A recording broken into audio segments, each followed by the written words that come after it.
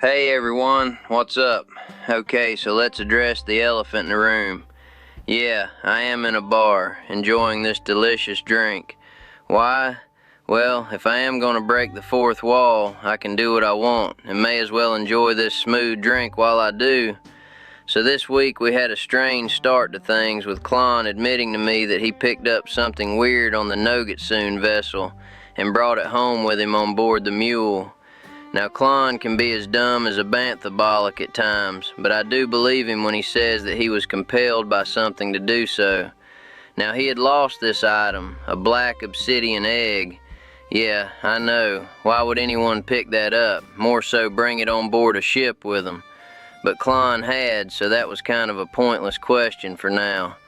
Callista scanned the ship, and I threw on my new armor, which turned out to need an awful lot of work on it. But for now, the two of us, followed by everyone else, made our way to the mining deck of the mule to check on the scan readings.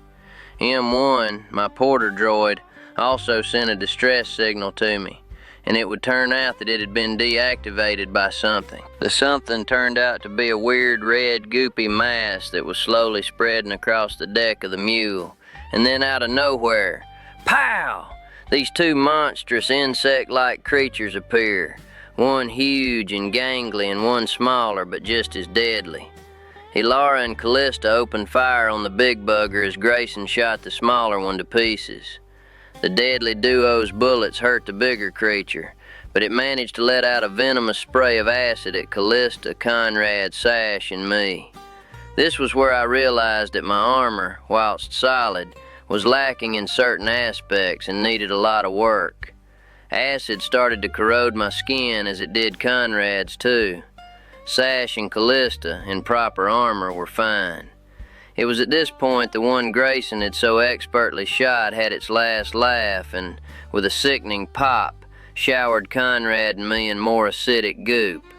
We weathered the storm, though, and in the blink of an eye, Conrad expertly spun around and put the giant beast down. Clean up on aisle 3, please. Now, this was an easy cleanup. We just dropped from hyperspace, used the mining deck routines to slop it all out into space, and we re-jumped, and away we went. 10 days later, we dropped out of the space lanes right where we needed to be, I guess. A planet covered in lush jungle with tunnels and warrens built under the surface. We guessed this was a Killick world, as this fitted the info we had on their colony lifestyle. We scanned and planned for landing on the planet and found a sweet spot not too far from these underground entrances, leaving Klein on the mule to guard the passengers we rescued from the R1C0 vessel. Easy, huh? Right? Of course.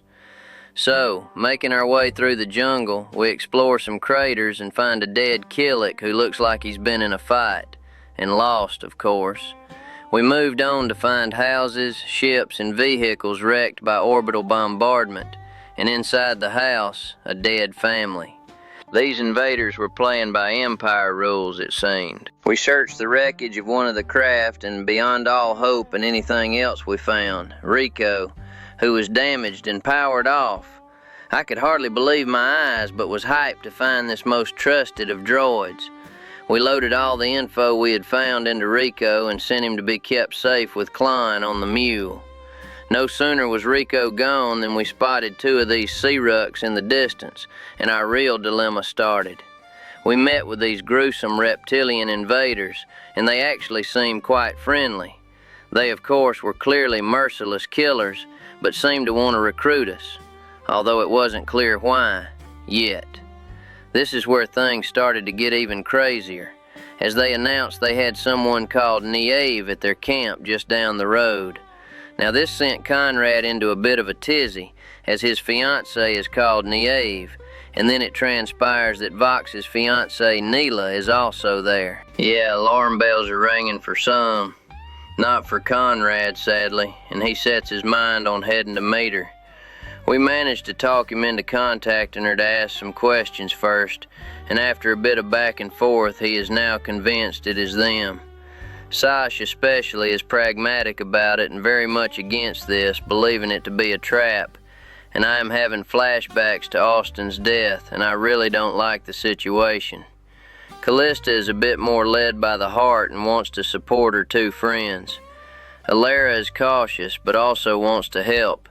The more we discuss it, the more issues this raises.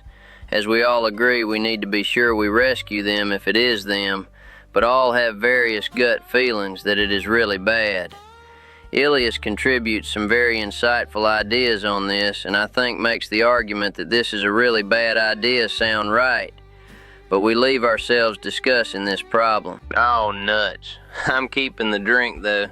And for now, my friends, that's what's up. Cheers.